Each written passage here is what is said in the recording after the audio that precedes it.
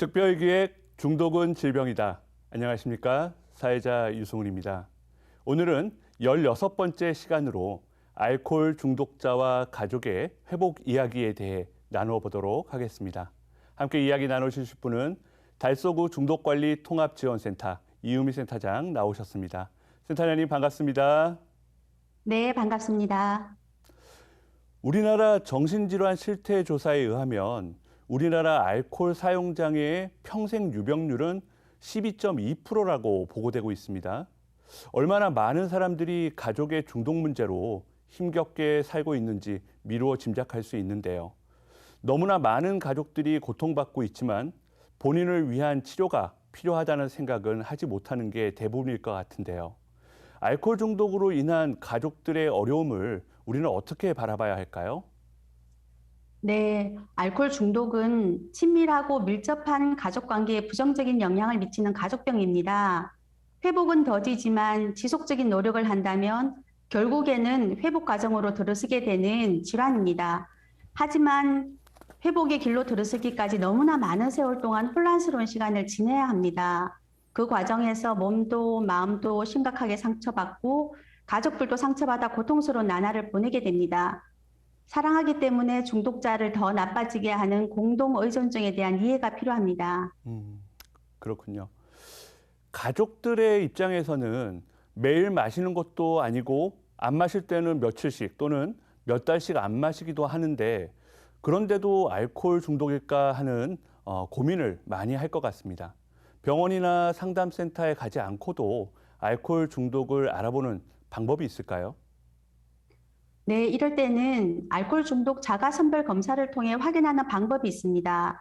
가족 중에서 알코올 중독이 아닐까라고 고민되는 사람의 모습과 비슷하거나 해당된다고 생각하는 문항에 체크하는 방법입니다. 알코올 사용 장애 선별 검사는 중독관리 통합지원센터 홈페이지를 이용하면 자가 평가가 가능합니다.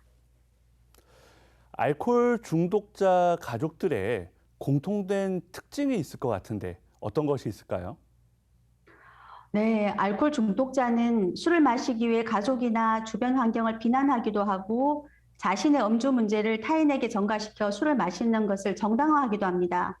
가족들은 이러한 알코올 중독자의 음주를 조절하기 위해 다양한 노력을 합니다.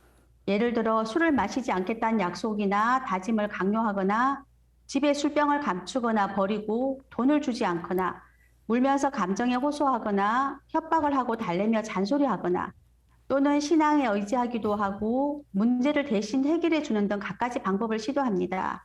하지만 이러한 시도들은 일시적으로는 효과가 있을 수 있겠으나 가족들의 노력과는 상관없이 지속적으로 음주하는 모습을 보이면서 가족들은 심한 좌절감에 빠지기도 합니다. 네, 그렇군요. 알코올 중독은 치료가 필요한 질병이라는 것을 가족들이 알고 있음에도 불구하고 치료를 선택하지 못하는 경우도 있을 것 같은데요. 치료를 선택하지 못하는 이유는 어떤 것들이 있을까요? 네, 치료를 선택하지 못하는 경우는 중독이라는 병에 대한 사회적 선입견이나 중독 자체에 대한 무지 때문일 수도 있고 의지가 강하면 나을 수 있다고 생각하기 때문에 그런 경우도 있습니다. 또 당사자가 강하게 거부하거나 다른 가족들이 협조하지 않는 경우도 있고 직장에서 휴가 받기가 어렵고 불이익을 받을 염려, 경제적인 어려움, 창피함, 수치스러움, 두려움, 죄책감, 안쓰러운 감정, 이러한 다양한 이유들로 인해서 가족들은 치료를 선택하지 못하고 고민하게 됩니다. 그러나 알코올 중독은 진행성 질병이기 때문에 치료 시기가 늦어질수록 문제가 더 심각해지고 악화됩니다. 네, 말씀을 들어보니 답답함이 많이 느껴지는데요. 가족 안에서도 중독자가 발생했을 때 가족들은 중독 문제를 어떻게 해결해야 할지 좀 막막할 것 같습니다. 알코올 중독 문제에 적절히 대처하기 위한 가족의 역할과 태도가 있다면 소개 부탁드릴게요. 알코올 중독으로 인해서 가장 많은 영향을 받고 또 알코올 중독자에게 가장 많은 영향을 미치는 사람은 바로 가족입니다. 중독자가 누군가를 탓하며 자신의 인생을 망쳤다고 말하는 것처럼 가족 또한 중독자 때문에 자신의 인생을 망쳤단 말을 하지 않도록 해야 합니다. 중독자 때문에 자신에게 소홀히 해서는 안 됩니다. 가족이 중독에 대해 잘 알지 못하는 상태에서는 효과적인 도움을 줄 수 없기 때문에 상담이나 교육, 가족 모임에 참석해서 알코올 중독이란 질병이 어떤 것인지에 대해서 알고 회복을 위해 함께 노력하는 것이 필요합니다.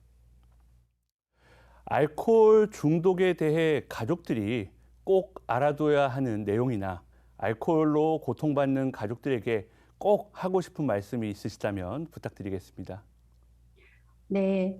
알코올 중독은 점진적으로 나빠지며 진행적이고 치명적인 질병입니다.